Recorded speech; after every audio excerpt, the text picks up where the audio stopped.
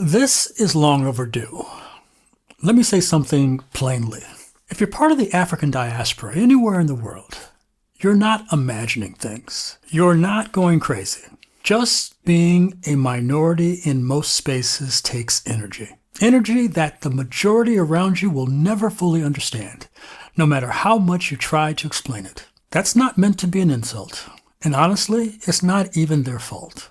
If you've never had to think about how you're perceived before you even speak, if you've never had to read a room just to feel safe, if you've never had to decide whether today is the day to let something just slide, there's no reference point for that. I remember when I first started living in Central Europe.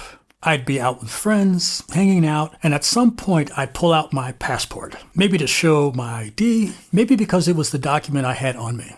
And someone would casually ask, "Why do you carry your passport?" And I'd say, "Because I get stopped pretty regularly when I'm walking around." And they'd pause. Then they'd say, "Really?" And I'd say, "Yeah, it happens." Not angry, not dramatic, just factual. And what stood out to me wasn't even the stops. It was the reaction. Because for them, carrying a passport in their own city didn't make sense. Their life had never required that kind of readiness. So if you ever feel tired in ways you can't quite explain, that's not weakness. That's awareness doing work in the background. That alone takes energy. And there's something else happening right now. There are things happening in the US that are affecting white people in ways black people have been talking about for decades. Loss of safety, loss of trust, loss of life. For a long time, those stories were hard to believe if you weren't living them. They sounded exaggerated, impossible. And now, some people are finding themselves in those same situations. It's terrible. There's no celebrating that. But it's also an eye-opener, because sometimes understanding doesn't arrive through explanation. It arrives through experience. And maybe for the first time, someone thinks back and says, "My friend tried to tell me this.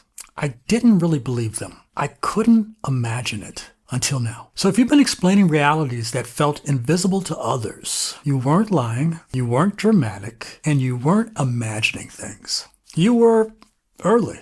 And here's why we have to keep our head up. Because we have to lead by example. I have a 2-year-old son, and I'll be damned if my son loses any 1 ounce of confidence in his life because he's black. Not one. I don't care where he lives. I don't care what room he walks into. He's a good-looking kid, I must admit. But more importantly, he's also a capable one. And I refuse to let the world quietly talk that confidence out of him. That's why we cannot fold. That's why we don't shrink. That's why we don't internalize every obstacle as a verdict. We must hold our posture, not to prove anything to anyone else, but to show the next generation what it looks like to stand steady. I know I got a lot to say here.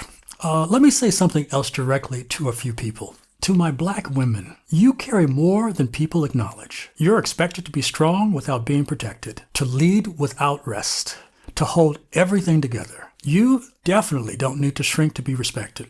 And you don't owe the world endless sacrifice to justify your worth. To my black men, your humanity is not a threat. Your emotions don't make you weak, and your value is not limited to how much you can endure. You're allowed to breathe. You're allowed to learn. You're allowed to grow without being reduced to a stereotype. To my black teens, hear this clearly. There's nothing at all wrong with you. You're not too loud, you're not too much, and you're not behind. You're walking into a world that's complicated. That doesn't mean you're failing.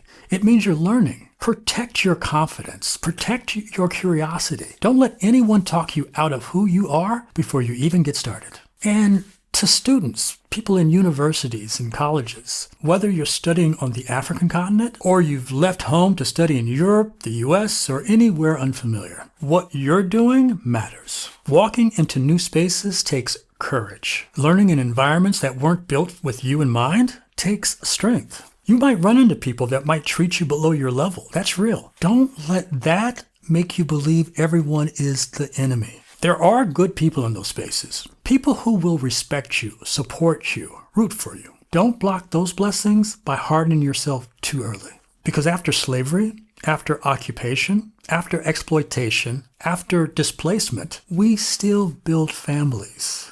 We still create culture. We still open our homes. We still invite people in. That's not weakness. That's strength with conscience. Turning the other cheek does not mean being stepped on. Kindness does not mean silence. Respect does not mean submission. You can demand respect and still keep your spirit intact. You can set boundaries without becoming bitter. You can say no way without losing who you are. So keep your head upright, protect your energy, lead by example, because the next generation is watching. And that, my brothers and sisters, means everything. If you know somebody that needs to hear this, you know what to do.